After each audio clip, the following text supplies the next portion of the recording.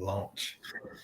Hey, everybody. This is Jason Creel, and I am the host of the Lawn Care Life YouTube channel. Appreciate you guys being with me, whether you're live or on replay. This is something we do occasionally. Get on here and take questions mostly about lawn care stuff, lawn care business. Sometimes I'm by myself. Sometimes I have a guest. Today is a familiar face. If you watch the channel, it's my friend James Bartley. And James was with Harold's.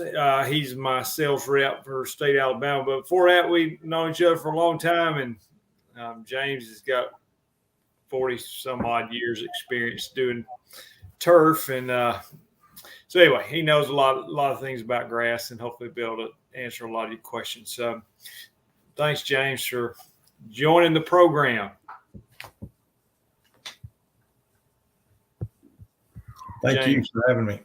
Okay. Is there a delay, or did you just delay on purpose? I was not getting the stream or the chat. I was over on private chat, so I had to move over to comments. I'm going, nobody. Oh, I got you. Okay. Well, that's fine. I'm full speed. All right. Sounds good.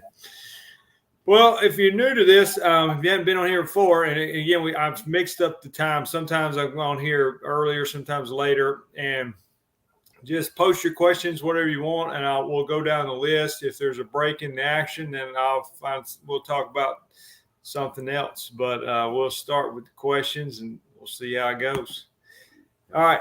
WM, what's going on, Jason? What are the biggest issues you're seeing in turf grass where you are? In South Carolina, where I am, there's a lot of insect issues and drought, except past weeks with the rain. James, do you know, as far as South Carolina, I imagine it's different, but a lot of that's kind of coastal. They going to have a lot of centipede up there, you think, in parts, or do you know? Yeah, probably from Columbia south is a significant amount of centipede. You get up towards Charlotte, Charlotte's right on the South Carolina line. You can actually get into some cool season stuff. So it's kind of a mixed bag there. Yeah. He's asking about, issues you're seeing in the turf. James talks to a lot of people about grass. He talks to about as many people as I do, if not more, at home. So what are the issues that you've been hearing people talk about with turf here in Alabama? And James is in Alabama. And I'll say this, sorry, James, but if you guys, if y'all could tell us, if you say, hey, how do I fix my grass? That's kind of a broad question. So if you could say where you live, what kind of grass you have, that's very helpful as far as being able to give you a more educated answer. Mm-hmm. What's the issues you're hearing about people complain about in Alabama? Weeds? Yeah. Well, let me say this. After last year, it was an incredible fall armyworm year. I mean, unprecedented. Maybe 1977 was this big, and that was when I was very early into the industry. And it was a big year then, and never seen anything since till last year. And some of the traps that I think Auburn University or the state of Alabama are looking at, that there are nowhere near the number of moths being trapped like there were in July as there were in late May of last year. So that may be an indication that we're not going to have as big a problem. I sold a lot of insecticide. People bought it by the cases. And so it was pretty significant, but so we're maybe not going to see a repeat of that. And then typically it's just the tough to control weeds that guys are getting frustrated with, that there's no product. We got knotroot, foxtail, that's a real challenge. Doveweed's always a challenge. So those are kind of the July, August problems that I'm mostly going to hear about. Yeah, I had somebody email me, text me a picture today of knotroot foxtail, and that's why I was able to identify it for them. And then I forgot to tell you, I've got a few yards that are bad with doveweed, and I went to one of them today, and I would say it was probably 70% improved over last year. So there was still some there, but last year it was like almost a doveweed mat. And so it looked like a Bermuda yard with a little bit of doveweed sprinkled in versus a doveweed yard with a little bit of Bermuda sprinkled in. So that was a positive sign. So All right, I'm in Tuscaloosa looking to apply a pre-emergent this fall for the first time. I'm not sure on timing. Heard if it's not down by September, it's too late. I saw one of your videos saying February was fine. James, can you help Jack understand like your maybe cool season weed, warm season weed, and timing of pre-emergence in Tuscaloosa? Yeah, there are two seasons of weeds. You got warm season that probably need to do something in February, like it's mentioned there. And in Tuscaloosa, probably a February treatment would be good to prevent some of the annual warm season weeds. But then in the fall, it depends on what pre-emergent it is. If it's the typical homeowner type pre-emergent, it's possible that maybe needs to be down by, I'm going to say September 20, something like that, in Tuscaloosa to be sure. If you back it up too far, it may run out and get some late germination. So if you can time it perfectly, you want to do it before one or two cool rainy fronts. That fall weather that comes in with rain and then it turns cool, like goes down into low 60s or upper 50s for the first time in the fall, you will get some germination of cool season weeds. So to be just ahead of that would be important. All right, and Ground Effect says, hello all from Georgia. He's a frequent commenter on the channel. Appreciate that. WM is Middle Carolina. That was the guy that was, he's saying he's mid-state South Carolina, James. So I don't know if that would be Centipede. He was asking what's going on in yeah, that's right. He's saying insect issues and drought and stuff like that. Yeah. I know last year I had a centipede yard, and I don't know that he's got centipede, but I saw some pretty serious damage from spittle bugs. and anyway, I've seen them a lot, and they hawk the loogies on the yard and all that, but this was visible damage to the grass, so that's, anyway. And he's got warm season grasses. All right. What are your thoughts on Milorganite versus a blended fertilizer? 3 separate pills on a blended versus 1 pill spread evenly with Milorganite. Yeah, well, Milorganite is 1 pill or 1 prill, and it's generally a 6-2-0, so no potassium, a little bit of phosphorus, and some very organic-y type nitrogen. You would certainly get a response from it when you do a blended fertilizer, and we can even blend Milorganite into a blended fertilizer. So we could put 4 or 5 things, and most manufacturers can blend several things. You might create a more balanced product where you have maybe you want a quick jump with the nitrogen, so you might add some fast release nitrogen like ammonium sulfate or urea, so you wouldn't necessarily get that fast jump from Milorganite. It's pretty quick, but not as quick as some of the ones that melt fast and work fast. And then you could bring in some potassium, which Milorganite does not have if it's a 6-2-0. And so you'll be able to balance things better. But Milorganite, you're going to get or any of the biosolids, whether it's from Milwaukee or some of the other cities, you're going to get a good response. It's organic-y. It does some good things, brings some phosphorus to the table. I probably would not rely only on that in warm season grasses. We actually put it in a blend. So part of the blend has a Milorganite type biosolid in there with the other products. So I like the 3 separate prills. I like even better the 3 separate prills with the Milorganite blended in there with it, but you would have to purchase that from a company that blends fertilizer, not just straight Milorganite. He did correct himself and put prills. Before I forget about it, I got my yard book shirt on. My channel, if you guys watch the channel, I do have 2 regular sponsors on channel, and I want to mention them quickly. Yard book, if you look for a lawn care software, I've been using yard book since 2015, and then Graham Spray Equipment. The rig on the back of my truck is from Graham Spray Equipment. So just give those guys a shout out. Derek is in North Alabama. He says Bermuda lawn brought the home in April, so didn't get a pre-emergent down. Lots of crabgrass, foxtail. Is it worth attempting to kill it now or just wait and prevent it next year?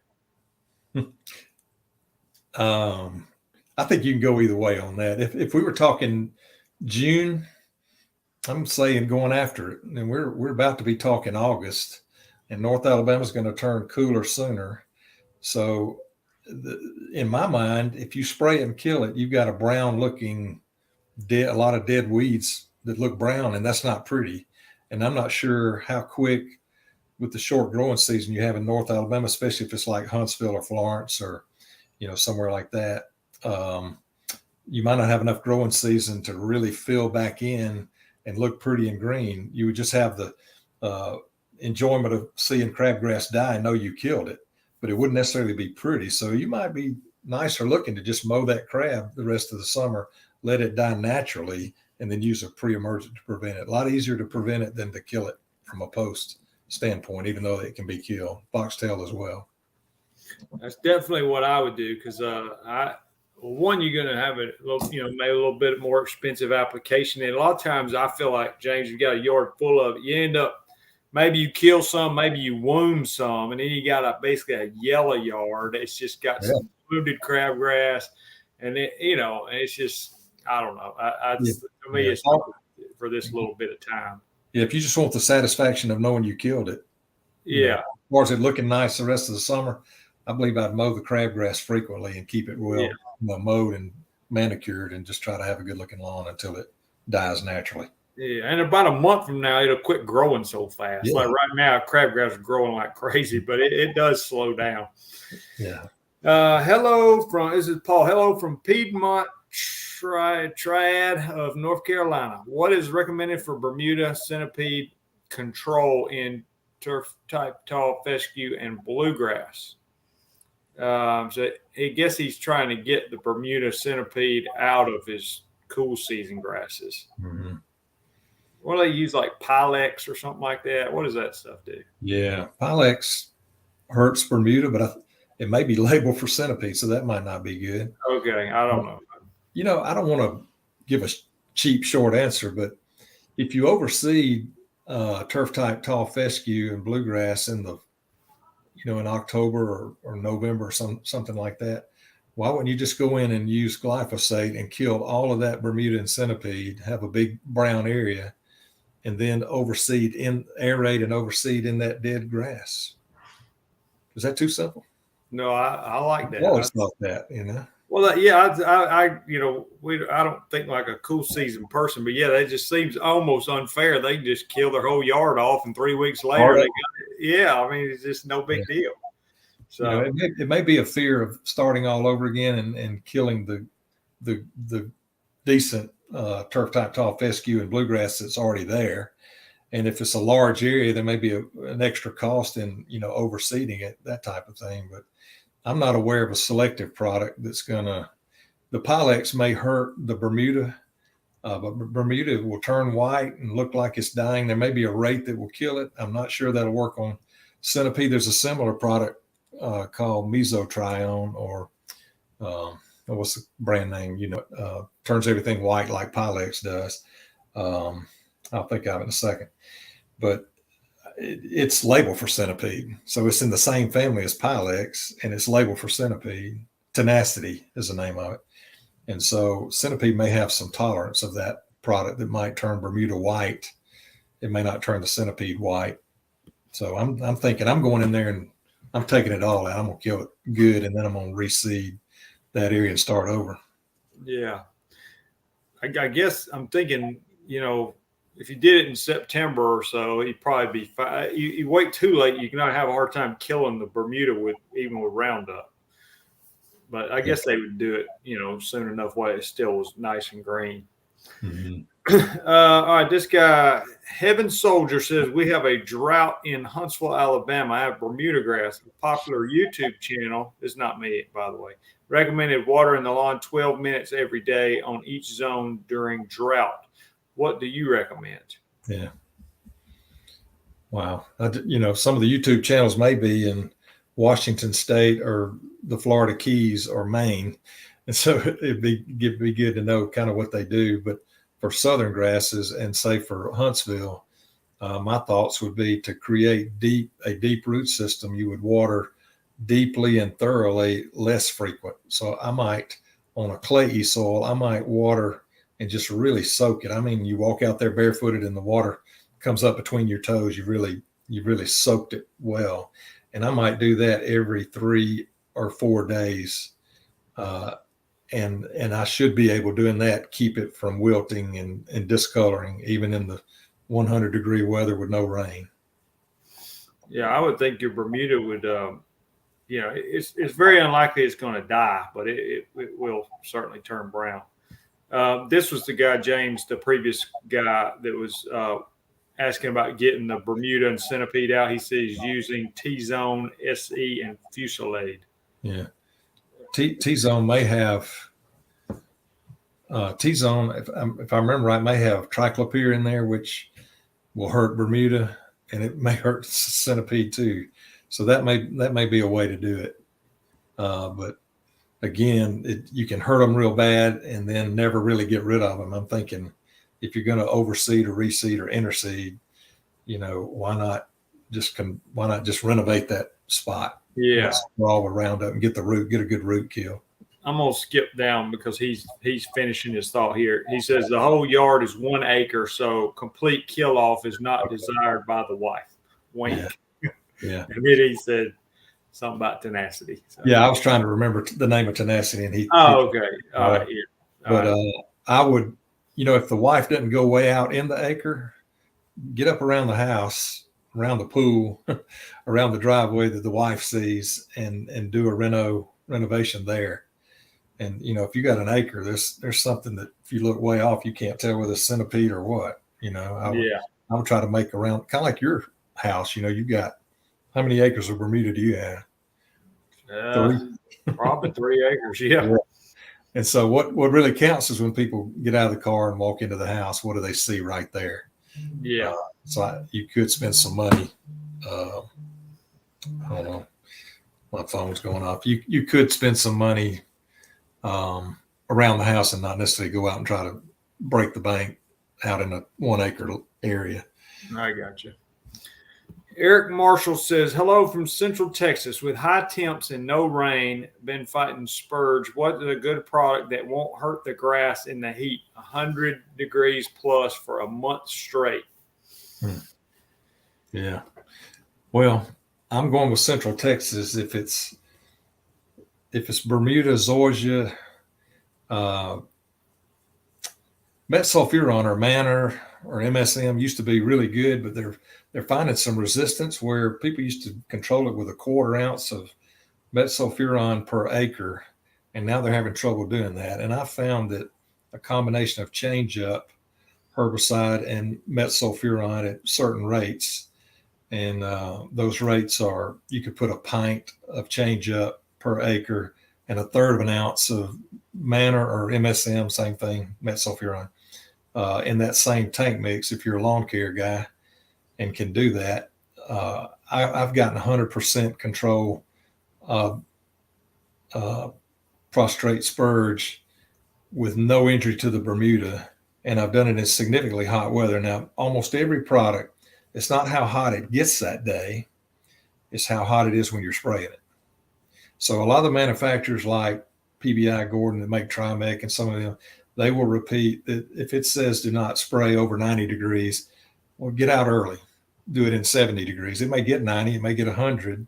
As long as that turf is not under drought stress, some of these grass types, southern grass types, can handle 100 degrees. They just can't handle the drought that comes with 100 degrees. So dry may be more important than heat, but heat will cause drought, right? So if it's hydrated and you get out and spray in the morning, I think you could be successful without hurting anything. One thing I like to do if somebody's concerned about it is to mix a pump up sprayer with the right rate and go spray a spot. Do it on Friday.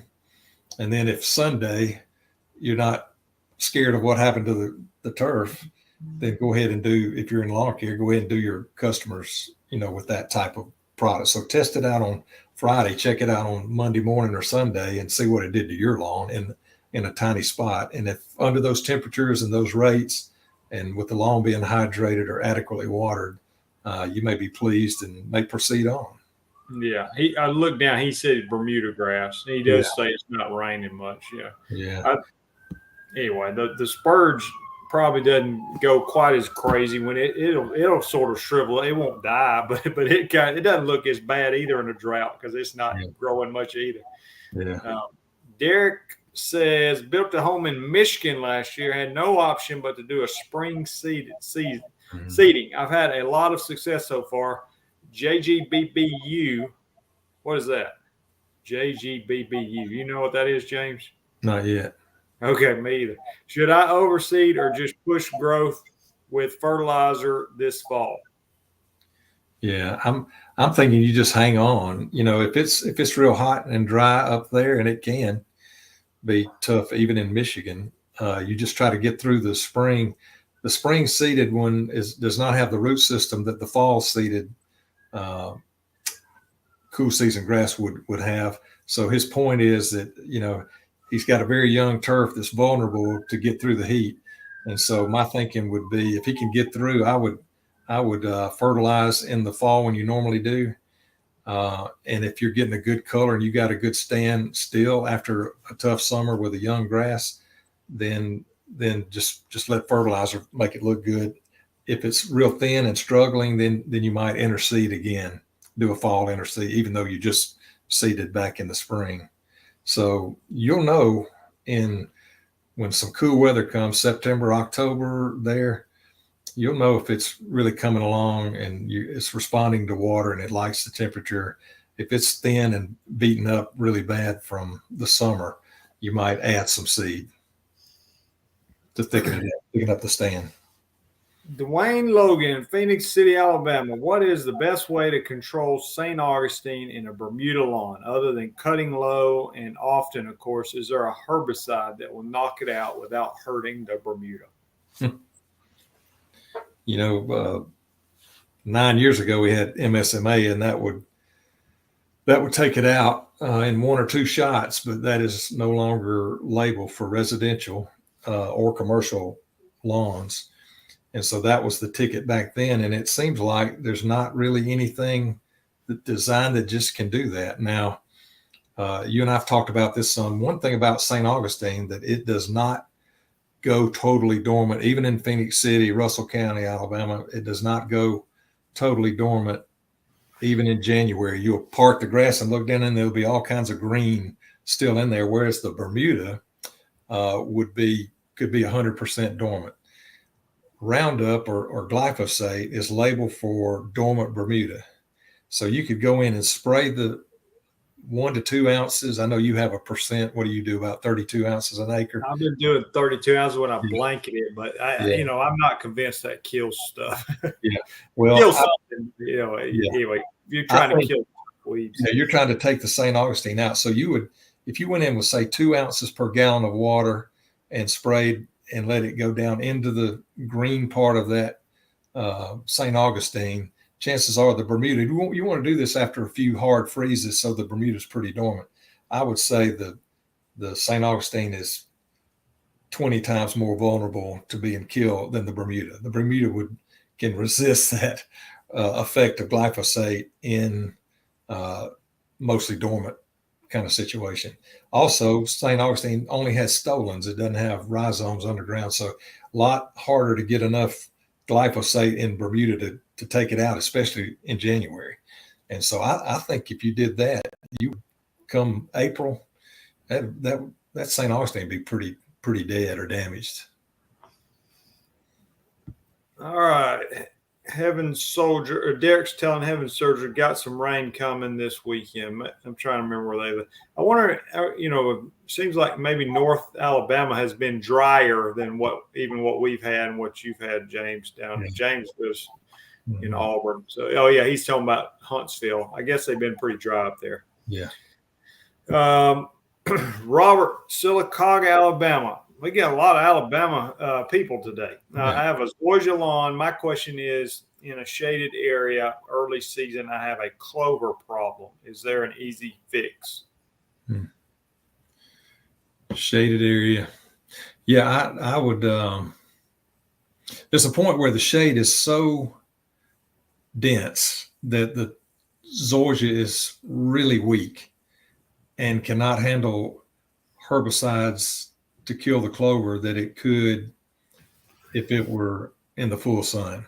So you got a weaker situation there, and I need to know the degree of shade. If it's fairly thick and you really don't have just real thin areas, you're getting a half a day of sun every day instead of 1 hour of sun, direct sunlight. And then I'd want to know if it was white clover, which is a perennial, or some of the little clovers that dry up and die come April when it gets hot or warm, say in Silicaga. But anyway, if it's white clover, metsulfuron or change up or a combination of both is pretty effective on white clover. In if it's annual type clovers, real small ones and stuff like that, you could apply simazine in say October, November in there, and Zoysia is pretty tolerant of that. And I think you'd probably clean that up. But I'd need to know which clover. If it's the tough perennial white clover with a white flower, I would be using change up and metsulfuron at low rates, and I think you could kill it without injuring the Zoysia unless it's just extremely shaded. And if it is, I'm real concerned about doing a lot of herbicides. All right. Paul said thank you. He's the one that was in North Carolina wanting to get rid of his warm season grasses out of his cool season grass. And they told us the acronym or whatever that was. Jonathan Green. Okay. This guy's said Jonathan Green Black Beauty Ultra Seed. Okay. Black Beauty Ultra. All right. That's what it is. He's in a different world. Yeah. It's pretty though. If you ever see Kentucky bluegrass, any of those, it's this gorgeous stuff. All right. He says, hello from Atlanta. When do you recommend applying an insecticide for preventative for armyworms, Bermuda grass, and I have a celloprene insecticide? Yeah. How much control does a celloprene give you? What kind of longevity does that give you? Yeah, it's rate related. And so if he had a celloprene SC, let's say he had the kind you mix and spray, he needs to check the label, but I think it's like 2 ounces per acre per month that you want to control. So if you thought that August and September were going to be the big armyworm months and you want to treat tomorrow, you would use 4 ounces per acre to get 2 months control. If you want 4 months control, use 8 ounces per acre. Check the label out, but it's a rate 2 ounces per month that you want to control is what. And that's going to help with grubs and other stuff too. Yeah, you might have to apply it earlier for grubs, maybe in June, to do a really good job on grubs. It would probably be better then. So that may be when you want those 4, 5, 6 months if you're going to apply in June. Use more ounces to get the longevity that you need. But it's an excellent product. It really does a good job preventing armyworms. Guys that I know that used it, they just had no callbacks, and it was clean. I used it on my lawn on the outbreak last fall, and I never had any problems. Never saw an adult. Paul's saying, is it true that if you have clover that can mean you have low nitrogen? Yeah, nitrogen always needs to be replaced in the soil. It's not something that lingers, so it always needs to be replaced. Sometimes a weed like a clover might adapt to a pH or nutrition level that the grass is struggling with, because clover, if it's a true legume type clover, it makes its own nitrogen. It's able to pull in air nitrogen into nitrogen and turn it into a nutrient that the plant can use, whereas grasses don't have that capability, not yet. And so the grass may be real weak from lack of nitrogen, and there's the clover making its own, and so all of a sudden it thrives. So it might have the look of it, it does well where there's low nitrogen, just because it makes its own. All right, Derek, he's the one who was asking about that JBBU stuff about in Michigan. He said thank you for your input. All right. Paul says T-Zone SC works great on clover and cool season lawns. Don't know about Zoysia. Mm-hmm. All right. Roll Tide Roll Pilot is in Nashville, Tennessee. It must be a transplant or something. Lawn renovation that got a late start later start than planned. Currently bare dirt. Can rye go down now to reseed with a good quality Bermuda next season? Worried it's too late to plant this year. Yeah.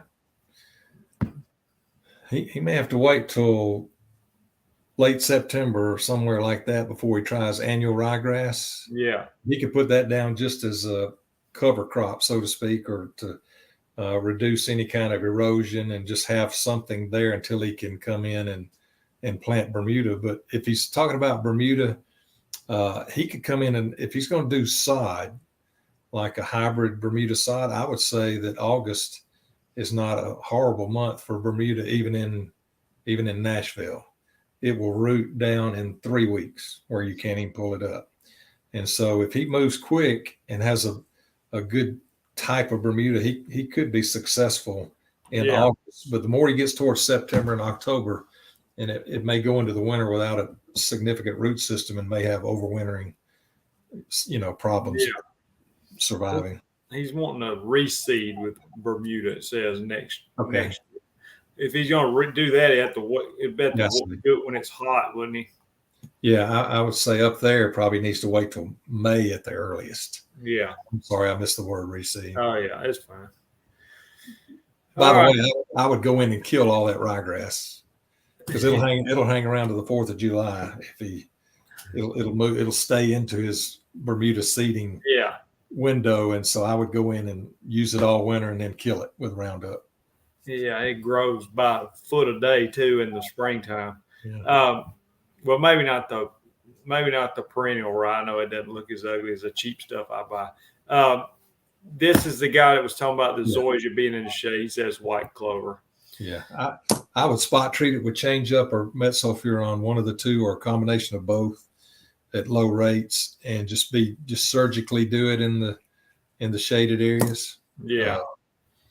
That means just don't spray everything that doesn't have it, but he could surgically go after the white clover. And the best time to do it would probably be maybe February or March, something like that. I wouldn't get too close to spring transition. Where was that? What city? You remember? That was the one in Silicaga, I think. Okay, yeah. I would try to do it when the zoysia is kind of dormant. So it could be done in January or February in Silicaga. And I think you'd get pretty good control. And then the products would be fizzled out and gone by the time the zoysia started transitioning into the spring. Okay. A quick word on that. Anytime you can improve the sunlight by removing low-hanging limbs or, something that will allow more sunlight, you can improve your stand of zoysia. Make it a little healthier. Yeah, well, I have to do it in my house, James. I've got some zoysia under these really big crepe myrtles, and they're so big they're hard to prune. So when they get flowers on them this time of year, and then we get a rain, it bends the branches over, and I can take my pole saw and trim them up. Yeah. Because they're too tall otherwise. Yeah. This person joined late. This person says hello. Robert says thank you. Have an evening. Thanks. Think I'll be spraying in the next week or two. Thanks. Think I'll be spraying in the next week or two. I guess he's the one talking about the Celprin, maybe. Yeah. Grub should be under control. Put some down preventative granular a few months ago for them. Yeah. Good idea. Roll Tide Pilot says thank you. Desiring to put down Rio Bermuda seed. So he needs to be hot when you do that. Don't. There's a lot of new seeded varieties that are finer looking Bermudas, and there's so many of them I don't even know their characteristics. Just be sure that when you do that, you look at cold tolerance. There's something you could go online. It's called NTEP. That's a acronym NTEP, which is National Turf Grass Evaluation Program, NTEP. And you can look up that particular grass and see how it does from a drought standpoint, from a shade tolerance, from cold tolerance, disease tolerance, wear tolerance. It'll give you a lot of the characteristics of that. And you may have a great variety with that Rio and find out it cannot stand 20 degrees. Rio sounds kind of Texas-Mexican border, doesn't it? So that may not be that cold tolerant. It may be drought tolerant, but check out NTEP and look up that particular grass and see what its qualities and negatives are.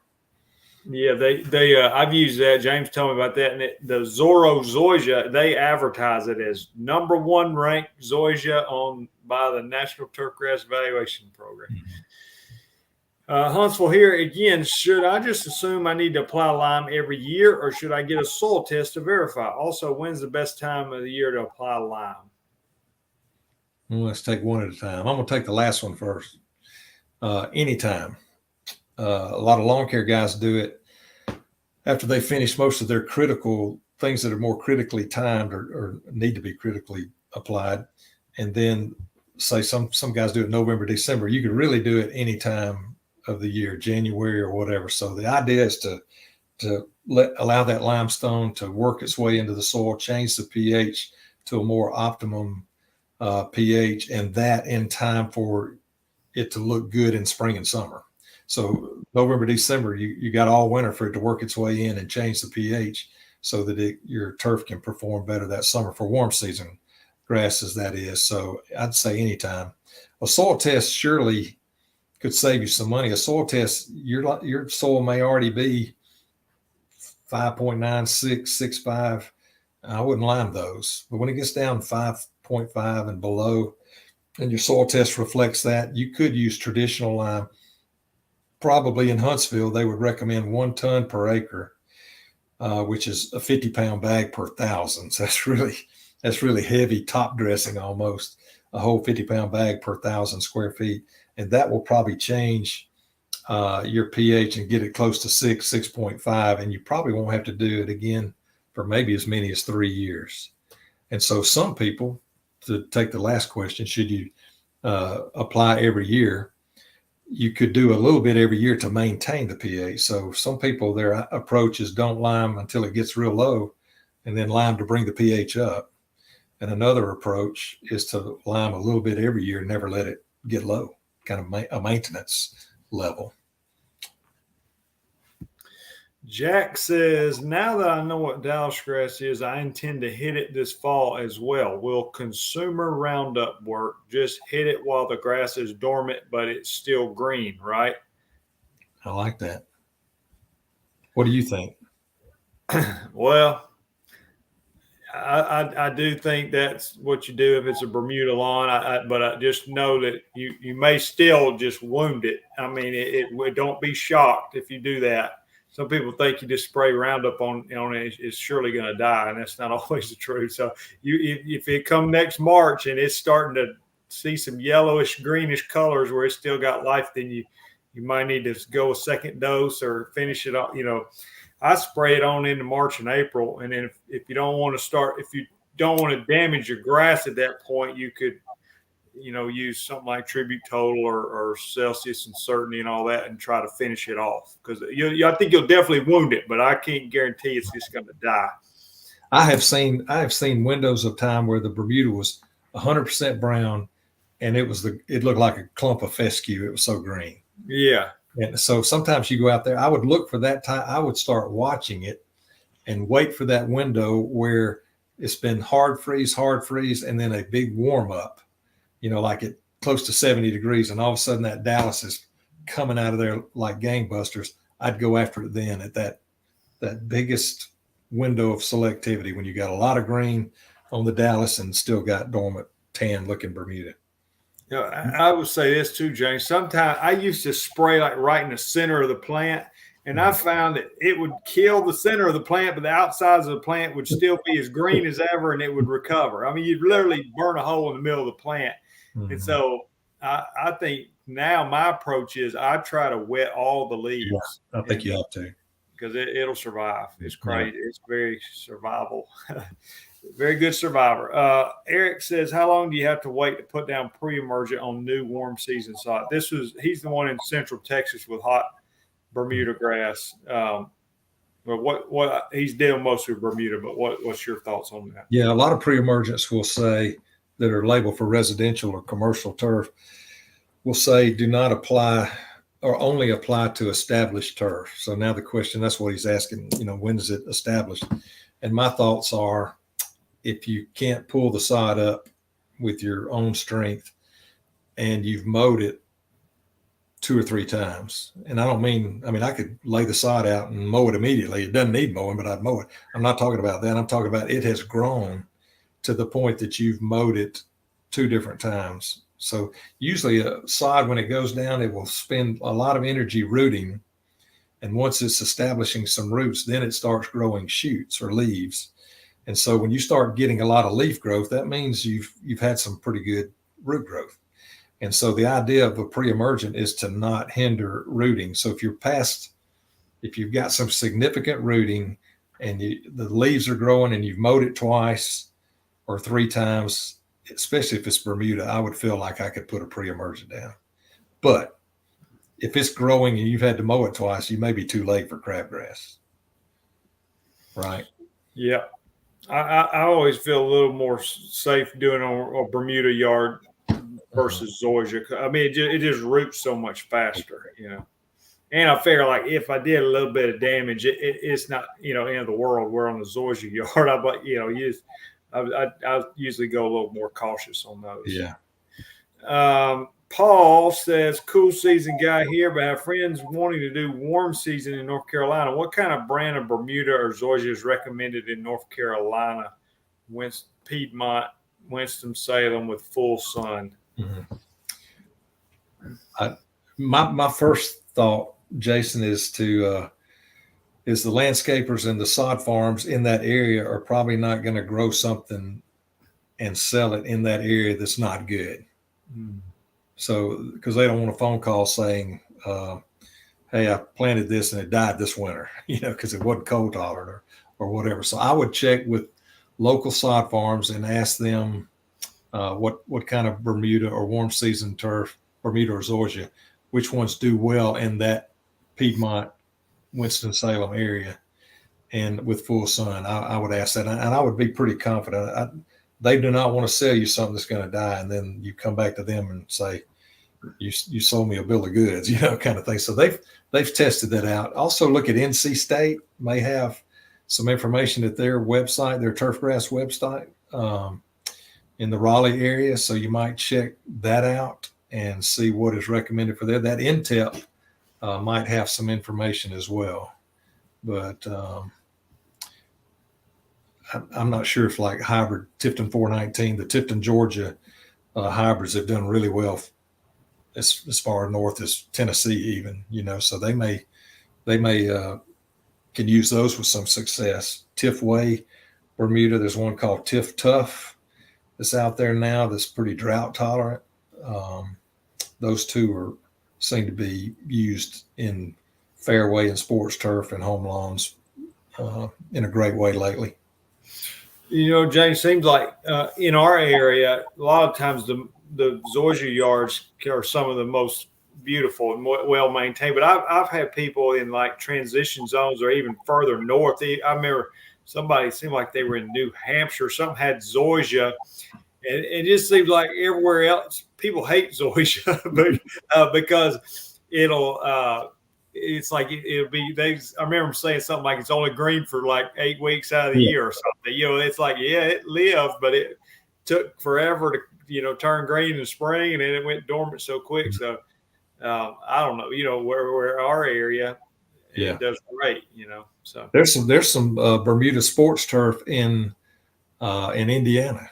So they do it for the summer wear because the cool season turf struggles a lot in the heat of the summer. So they'll probably go in and overseed, with ryegrass during the winter and play on that. But in the summer, when it finally warms up, the Bermuda will come out and they'll be running Bermuda.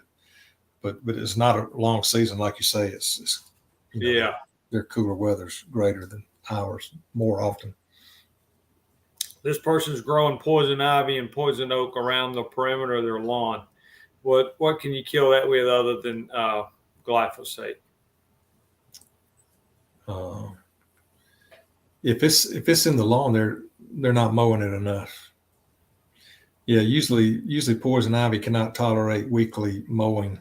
So if it's actually in the turf with the lawnmower, it needs to be hit by the lawnmower because a lot of viney weeds eventually will succumb to that. And if it's a new lawn, they'll go in the woods and build a house and put the sod out there and here's all the poison ivy that was in the woods or, where it is. It may take a year or two of frequent mowing for that to happen.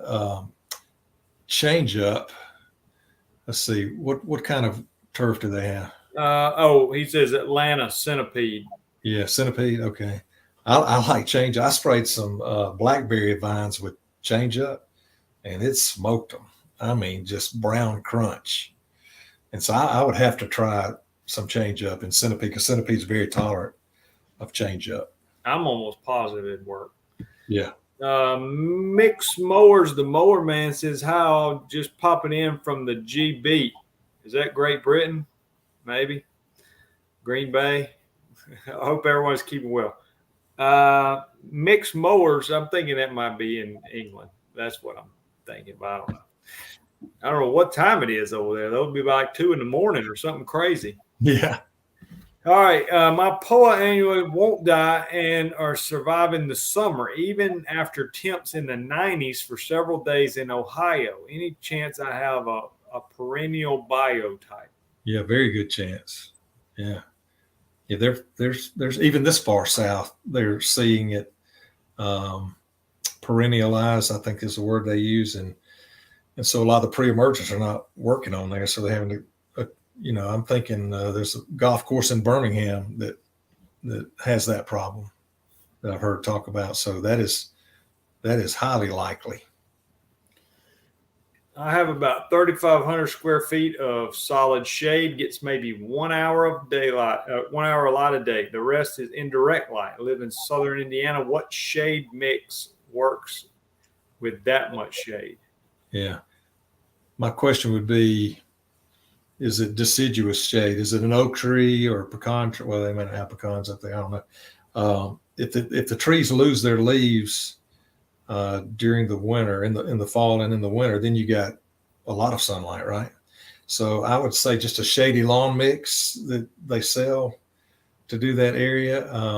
The benefit of cool season grasses is there's a time when the tree doesn't have any leaves on it that it grows. And so in the South, we have southern grasses that grow during the summer or warm season, and there's shade around it over it all the time. We never, by the time we lose the leaves on the oak trees or whatever, it's too cool to grow warm season grasses anymore. So they have the luxury of getting sunlight after the tree leaves fall. So I would just, again, you can look at the NTEP thing, but I've seen shady lawn mixtures. It may be red fescue, Chewing's fescue. There's certain kinds of fescues that do well in the shade that they may look into. And if they lose the stand over the summer, interseed it again. Keep it going steady there. All right. What can I do to get common Bermuda out of zoysia and East Tennessee? Yeah. I don't know. Just you'll read something about Fusillade or Vantage that at the perfect rate, you hurt the Bermuda and you don't hurt the zoysia at the perfect rate. Somebody with a handheld sprayer or a hose and gun, it's almost impossible to perfect the rate. Every time I ever tried some of those products, I either didn't kill the Bermuda or hurt the zoysia too bad. So to me, I have never heard a success story there. Even though it's labeled and there's a lot of information, hey, this will kill Bermuda and not hurt the zoysia, it has to be a perfect rate, perfect timing. That is hard to do. And so one of the biggest problems that you have with zoysia getting Bermuda is when you let it get dry and you have drought damage in the zoysia. And Bermuda is like a cactus. It can just tolerate dry weather much better than zoysia. So all of a sudden the Bermuda moves in. I've lost Centipede due to brown patch or large patch, I should say. And before the Centipede could recover, Bermuda jumped in there. So it will take advantage of a void in the zoysia and the Centipede and jump in there. So the idea is not to ever let it in there. I would also mow frequently. There's a temptation for people with zoysia to mow every 10 days, 2 weeks, 3 weeks, because it really doesn't look that bad if you go 2 weeks. But when you do that, you're letting that Bermuda get up on top and just grow on the top of it. I would frequently mow fairly close and let that zoysia tighten up and try to compete better with the Bermuda. What is your Doveweed secret weapon? Do you have one? Well, we have some Doveweed in my area, and I started spraying Spectacle at 6 ounces in May was our time frame. That's what they told me to do. So I tried it, and it I wouldn't say secret weapon, but it definitely did help. But it also helped with the other weeds a lot. So even if it didn't help, is he in Tennessee? I'm assuming so. That's what it looks like. It may be. I'd be surprised if they have it, unless it's in the Memphis or West, the Mississippi River kind of lower area, warmer area of Tennessee. Maybe he's not in Tennessee, but you'd think by his name there he is. Yeah, I don't know, but Auburn did some work where they tried to find a single application to get season-long control, and it was a perfectly timed Spectacle application for Auburn. It was late May, maybe early June, something like that, and at 4.5 ounces of Spectacle per acre. And they were able to get, in most areas, if you can get into September without losing that Spectacle pre-emergent, you probably won't get any more germination. The plant actually dies at 55 degrees. It doesn't even have to freeze on it. It just gets cold and it starts caving in. And I've noticed that if you control it in mid to late August, at least in central Alabama, and you control it all, you will probably not get any more germination of new plants, even without a pre-emergent. But if you post-emergent apply in June and kill it all, by the end of July, you got a new crop. So it has to do what time of the year. And what Auburn was trying to do is how could they delay the treatment to where they still controlled it, maybe had a little reach back and kill the baby ones as they were germinating, and still had enough product to last through the rest of the growing season, to the point where the weather and the climate in, say, September was too late for any new germination. So how could you apply once and control it? Spectacle was the only thing that they came up with on that for one shot. Celsius, blindside, surge, all three of those will kill 100% of your Doveweed in 2 shots, maybe 2 to 4 weeks apart, whatever the label says you can do. So you can get 100% control with those products, but it takes 2 applications. And then depending on how early it is that you did that, you could get a new crop after you've controlled 100% of it. You get new baby plants coming in there. So it's a booger. Why was MSMA pulled from residential? That stands for monosodium methyl arsenate. And I think the word arsenate scared everybody. It's different from arsenic. But there were thoughts that it could, in the soil, turn into arsenic in some way. And there are laws that were set up by EPA that every so many years, it may be 15 years, every so many years, every product has to be reevaluated. And EPA may say to the manufacturer, we want you to prove that it's not this and it doesn't do that, and it still doesn't do this and doesn't create that problem. And so these chemical companies have to come up with the money to prove through universities or whatever to EPA that product can stay on the market and not get pulled. This is my understanding of it, okay? And so sometimes there's a product that if they were selling it at $20 a gallon, it isn't worth all that money to keep it from the perspective of the manufacturer. But for the end users, it was horrible, nightmare to pull it. And so you just, sometimes those things line up, and then all of a sudden you got other chemical companies that come up with a replacement for it that they can make a lot of money on, like, not to pick on Bayer, but Tribute Total or something like that, because Tribute Total is one of the main Dallisgrass products that you have to go to now that MSMA is gone. And so they probably would lobby real hard for MSMA not to come back. after they spent all that money to develop an expensive product to use, something like Dallisgrass. So once it's gone, it's hard to get it back. And it was just a perfect storm. And that's sad. That's sad. It was a great product. I don't know if the environmental impact. I think nobody ever really proved that it was safe, and they didn't prove that it was unsafe. It just nobody moved, and so it naturally got pulled because of those laws.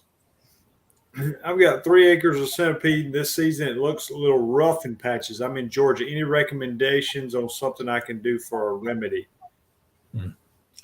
Anytime you got 3 acres of centipede and no water on it, you're asking for it. That's just life with a big lawn with no irrigation if you don't have any irrigation. So if you get into a drought, I expect centipede to go down hard. And if you start getting rain, a lot of times it'll start coming back. But I think rain's your big deal.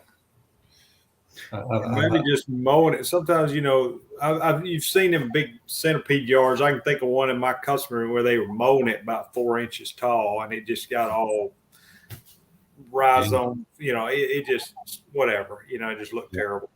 Well, the ones I've seen and especially if he's in South Georgia with sandier soil, saying, south of Macon or something like that, and if you can tell us, more specifically where you are, because Georgia has mountains where it grows Kentucky bluegrass up in North Georgia, and then you got coastal Georgia that's totally different in Southwest Georgia. But if you're in the sandier soils and you get into 100 degrees with no rain for 10 days, I expect centipede to turn brown, and then you need rain for it to recover. So it's just it knocks you down and you wait for it to come back. I don't know if there's an easy fix there unless they got irrigation. Considering scalping Bermuda to reset the height of the cut, water, fertilizer, bag clippings currently at a 1.25 inches is wanting to go down to 3/4 of an inch. Yeah, I saw a yard like that today. It literally had a yard of the month sign in the yard, but it was brown as could be. It was like it was yard of the month before it went from 1.25 inches to 3/4, and it turned it brown basically. Yeah. That's not if you can do it slowly. Here's the big deal on Bermuda. If you're going to cut that close, you're going to have to cut frequently. And some people start in April, maybe cutting at 3/4 of an inch, and they could do that in April. But as the temperature increases, the growth rate increases, and you either have to raise your mowing height, which is opposite of what he's thinking about doing, or cut more frequently, because the height and frequency that works in April and May will be scalping that lawn and turning it brown in July. Okay, that same height that works in May will not work in July. So you either have to cut more frequently. Very few people are willing to go out there and do it, every other day type of thing. So if you're about to be in August and you are wanting to cut it at 3/4 of an inch, you need to be cutting it probably every 2 to 3 days, or using a plant growth regulator, like Podium or Primo or something like that to slow it down. But for his question there, I would gradually take it down. Just a real quick story.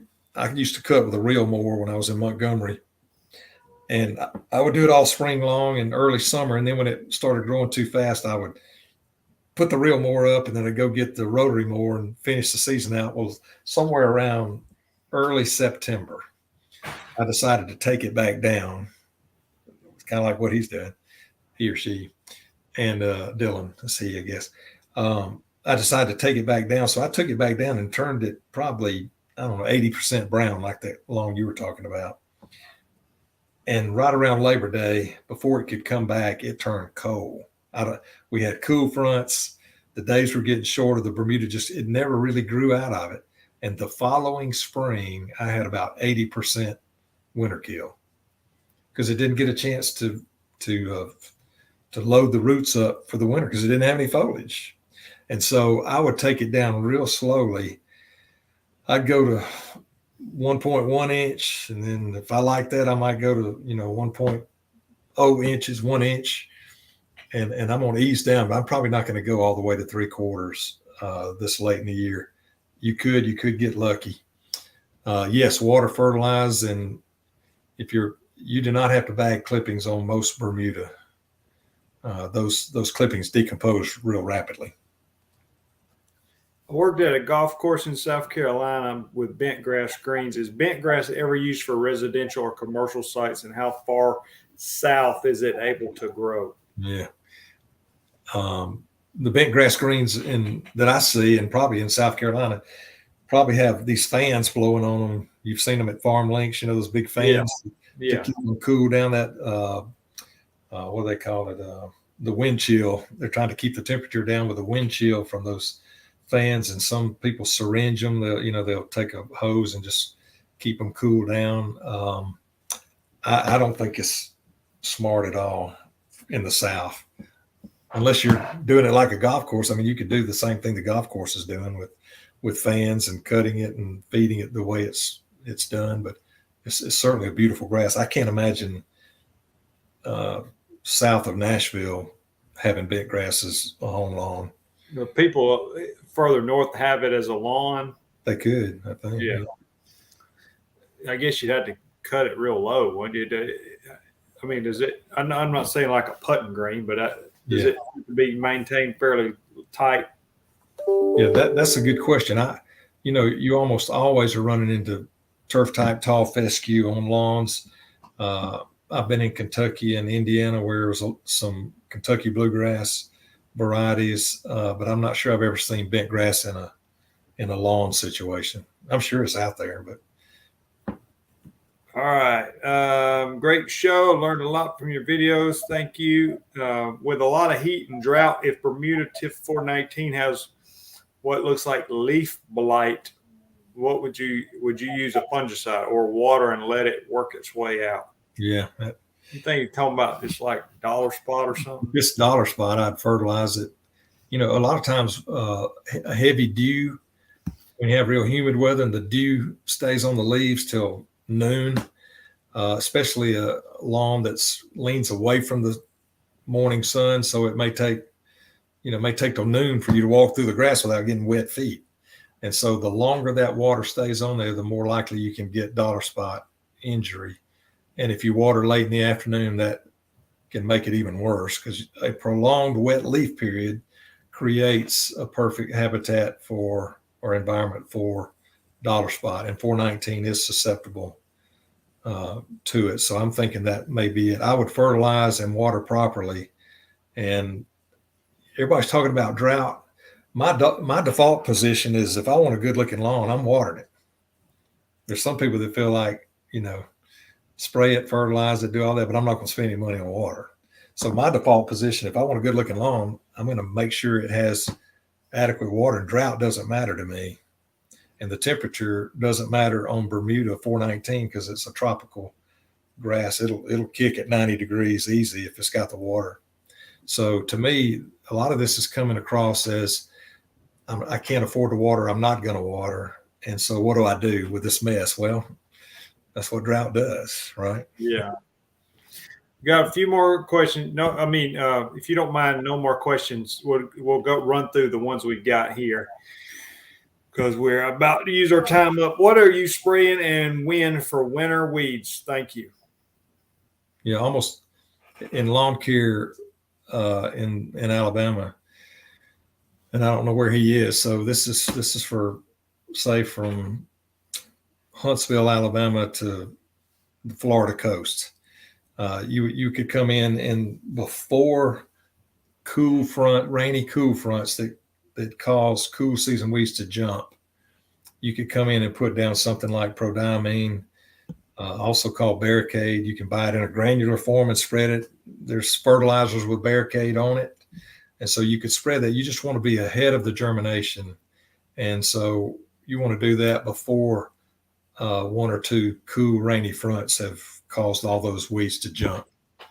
Now, if you want to get real complicated, you can get into spectacle and annual bluegrass control and that type of thing. But that's generally for the lawn care companies. So most of the lawn care guys in the Bermuda zoysia world are putting down spectacle in the fall to keep cool season weeds. And more of the guys in the St. Augustine centipede world some are using a little bit of spectacle. I think you use it at a low rate, don't you? And Yes. yeah, and then a lot of them still using prodiamine in the fall, maybe along with some simazine that will help broaden that window of pre-emergent control. Hope that helps.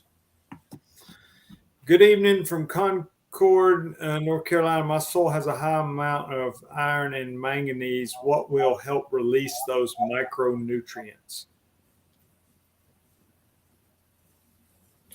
I'm going to dodge that question a little bit. I'm going to look at that turf, and if I don't see a micronutrient deficiency, I'm not concerned with that question. Okay, a lot of people want to get something out of the soil to improve the looks of the turf without adding anything, and there may be some way to do that. I'd say that with iron and manganese, you don't need to have an alkaline soil. It probably needs to be somewhat acidic. But as you move towards more acid soil and you free up the iron and manganese, you start locking up phosphorus and potassium and some of the good stuff. So it's pick your poison there. If it's high in iron and manganese, the turf has a cool ability for the roots to solubilize that stuff and take it in more than you know. And if it didn't, you would have manganese deficiency and iron deficiency. And if I had those, I would satisfy that deficiency with a foliar. A lot of iron and manganese will tie up in the soil. The grass has a way to dissolve it and imbibe it, pull it into the roots. And it's generally adequate enough that you never see any iron or manganese deficiency, right? Or you'd see a bunch of yellow turf. So I'm probably not going to, no pun intended here, but I'm not going to micromanage that. I'm going to let the soil, if it's high there, just let the grass take it in what it can. Releasing a lot of it, would it get darker? Maybe, but that's probably not the path I would take. John says, how would I spray MSM? Maybe that's supposed to mean turf on Centipede to kill weeds. Can I kill crabgrass with MSM? I saw some test plots where MSM or manure was applied on old crabgrass or middle-aged crabgrass, and it really didn't do anything to it at all. Would it work on real baby crabgrass, say in late March, early April when it's just germinating? It may be more vulnerable at that point, but manure or MSM would not be my go-to product for crabgrass at all. Centipede is sensitive to it, so you need to stay at a low rate. If you look at the label, Centipede has a lower ceiling of rate than, say, St. Augustine, Bermuda, and Georgia. And so you'd want to use it at a quarter to a third of an ounce, in my opinion, and not during transition. You'd want to do it in the middle of the winter or the middle of the summer and not while it's greening up in the spring. Yeah, it definitely turned yellow. Yeah. He might be talking too, James, about I don't know. Some people ask about how you mix it in such small quantities. They want to go out there and backpack spray it or something. And it's like such a tiny amount. Yeah. I've kicked that around. You could find you could get a certain amount, get some tiny little spoon and take a known amount of manure or MSM and see how many scoops that is. So let's say you could measure 1/10 of an ounce of manure. Well, how many tiny scoops would that be? So you could, if it was 4, then that'd be 0.025.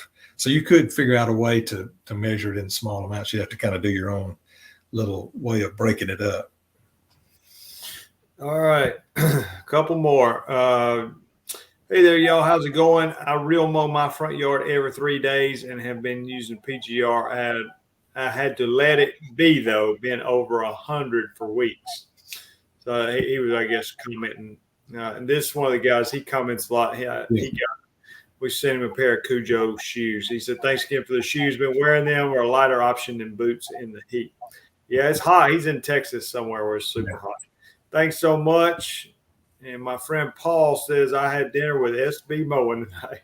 All right, Paul, what a contribution to the show, man. Thanks for chiming in. We'll end it with that. James, thanks a lot for being on here. You always give good, thoughtful answers. You know a lot more about some of them questions I would have just had to pass on. So I appreciate it.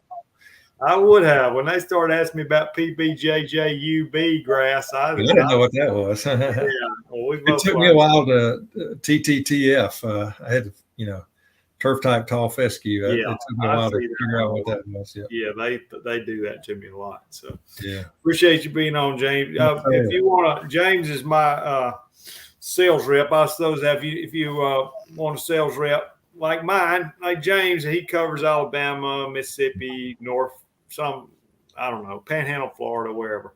Mm-hmm. If you get in touch with me, if I can connect you with James, or if you're in some other area, he's great and has taught me most what I know about grass. And then if you want to go to the GIE Expo, which is no longer called the GIE Expo, it's the Equip Expo. You can put, when you go check out, if you type in Lawn Care Life, all one word, you'll get half off. That's my affiliate link. So I think early bird registration runs sometime in August. So anyway, half price ticket. So all right, we'll see you guys later. Thanks for watching. Check you later. Have a good night.